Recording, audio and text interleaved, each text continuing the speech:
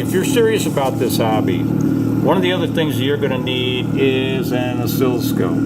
It's the only way you can take a look at the transistors electronically and find out how they're firing. I know that some of you may think that oscilloscopes are out of your range, okay, but I don't think so. Here's one that I bought from Selig Company. I am not putting out a thing for Selig, okay, but this is an oscilloscope that I paid $289 for. Just under 300 bucks. And I know this is affordable for most of you guys out there, so I'm just saying this is an oscilloscope. These are the specs on this thing. I didn't pay a whole lot for it because I needed just a standard oscilloscope, and it does everything I want it to do, and it shows these transistors firing perfectly. As you can see here, I've got 2 different sleeves of transistors here.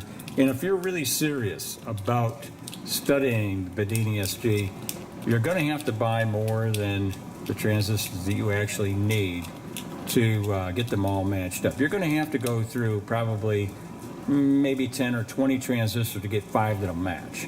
Okay, here is a sleeve of transistors that you can buy sleeved up like this. This happens to be the MJL 21194 transistor right here. I'm going to show you how we match these things. This is the transistor tester that was put on the Bedini website. Let me show you a little quick view here. You got negative, positive. It says 12 volts right on it. I built this up, made a little box up myself. Had to make my own connector assembly here on the inside. So we just take the transistor, put in these 3 little tiny holes right here, push down and make sure all got good contact. Get this up so you can see it here.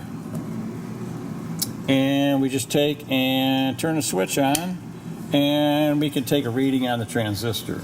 And the objective is to find out where each one of these transistors will fall on this meter reading.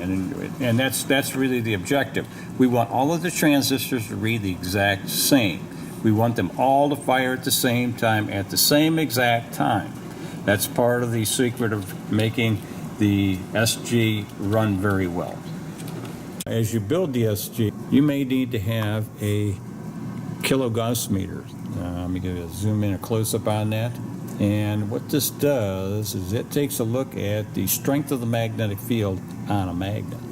And it tells you, this is how you, if you're going to be serious about matching magnets, then I know that these guys are expensive, but you're going to have one. That's the only way you're going to do it. You're going to find somebody that has one and match the magnets for you.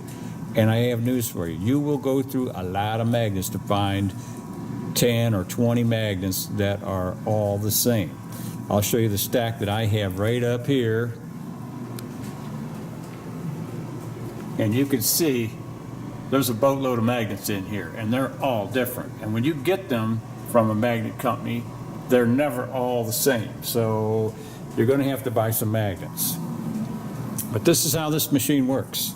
You go over here, got our super handy-duty, super neat pole finder, which is right here. I'm a one-handed cameraman, so bear with me here. So here is the north side of the magnet. You can see it's pointing north right here. And what we're going to do now is, now that we know it's the north side, we use that so we can stay as a standard gauge for all the magnets. So if we look on this thing, there's a black dot on this thing, and that is the side that you use against the magnet on a kilogauss meter. And we put that up against the magnet, and that will tell us what the magnetic strength is on this magnet. And if we look over here on the meter, I've got the meter, it's on the north side, and I'm reading 1.13. And you have the ability to, this meter has the ability to set zeros, so you can change this thing up and down. You can get down here to 0 if you want to go there or whatever. It's important that you use a calibration magnet, which is in here. There's a calibration magnet that comes with it, and it tells you what that reading is, so that when you calibrate your magnets, you know exactly what the field strength is. All right, let's talk about core material now for our windings. Here's just one particular core I have laying around here. As you can see, the rods are sticking out of it. This is a coil I made long ago, It's not a very good quality, but you learn as you go. You make mistakes, you learn over and over and over. You learn from your mistakes, I hope. This is what the welding rod looks like. It's 60 thousandths thick, it comes 3 feet long, and this particular box says ER70S-2. It's a 1/16 thick, and it's a 10-pound box. And for that 10 coiler, I probably used 2 boxes of this stuff. I did get this on eBay, so this is readily available.